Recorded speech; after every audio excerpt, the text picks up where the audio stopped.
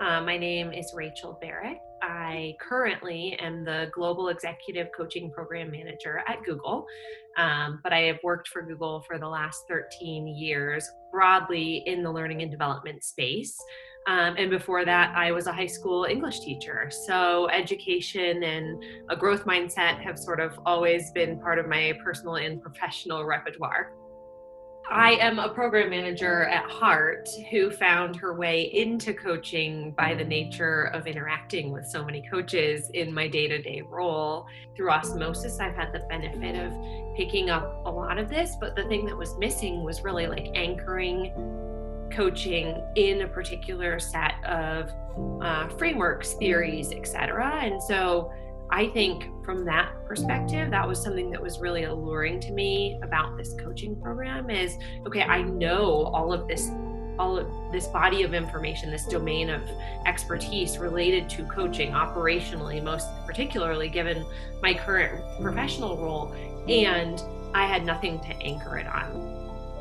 I came to Newfield out of a recognition that one of the things that I felt most nervous about in terms of rounding out coaching capability was the sort of somatic element of all of this. And so I guess it was maybe with that mindset of like, that was a muscle I wanted to strengthen. That definitely was one of the criteria as part of the program curriculum that brought me to Newfield. The experience was incredible, and I will say all the more incredible in COVID times, because I think there was a lot of skepticism. You sign up for this in-person cohort experience, it's supposed to be all immersive, and then the element of shifting to virtual, of course, creates numerous obstacles. But I think, being in learning and development myself, my biggest fear was the obstacle, not necessarily to connect with the fellow participants and the instructors, but rather was the learning modality going to be as valuable? Like, was it going to be as interactive? Or were we going to have a chance to experience the learning in the same way as it was or would have been in person? And I was so blown away by the instructors and the different methods that they use to engage us over the course of the foundational program. It was really, really phenomenal.